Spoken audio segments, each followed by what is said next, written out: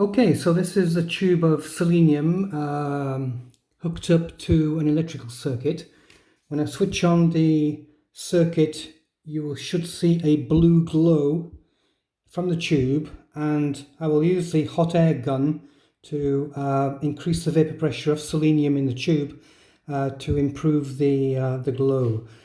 Now the hot air gun I will use is a bit noisy, so you may not hear my voice over the noise of the air gun, but after a few seconds you should see the glow develop in the tube. Okay, so let's go, and thank you for watching.